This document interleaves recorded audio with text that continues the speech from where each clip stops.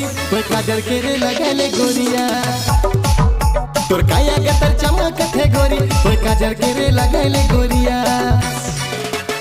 छुए दे प्यार तनी करे दे गोरिया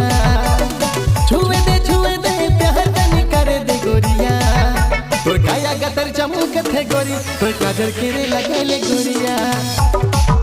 तोर काया गतर चमकत है गोरी कोई काजल के रे लगले गोरिया ভাই একটা কথা বলবো আফসোস ব্রো আমি তো তোর কথা শোনার জন্য এখানে বসে আছি বল কি বলবি ডিজে শ্রীপতি বাবু আমি না দিল্লির ডিপ্রেশনে চলে যাচ্ছি কাটামারি আদিবাসী পানপাড়া সে কি বাড়া তোর মতো ছেলে এই বয়সে দিঘা করে গোয়া করে সোনাগাছি যাচ্ছে तोरे लीला एते बुसुना नदी माथे के बिंदिया पिंडी के आबे गोरी देखबो तोरे तो असरा तोरे लीला एते बुसुना नदी माथे के बिंदिया पिंडी के आबे गोरी देखबो तोरे तो असरा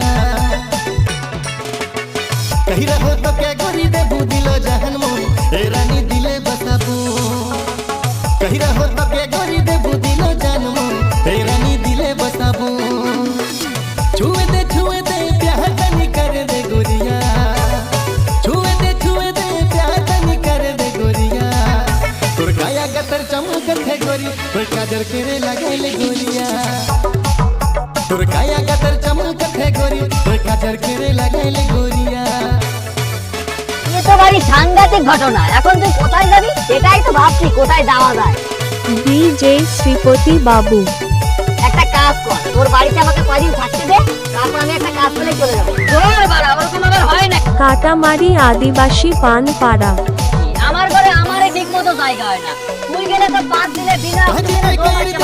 তাহলে আমি এখন করবোটা কি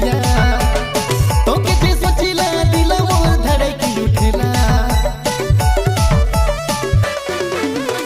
কাজ তুই কইর দেলে নীंद नहीं आवेला रतिया তোকে যে সচিলা দিল মোর ধড়কি উঠেলা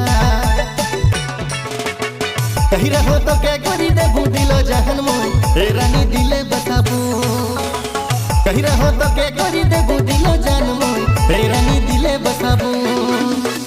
छुए दे प्यार तनी कर दे गोरिया छुए दे प्यार तनी कर दे गोरिया तोर काया गतर चमकत है गोरी कोई काजल के रे लगले गोरिया तोर काया गतर चमकत है गोरी कोई काजल के रे लगले गोरिया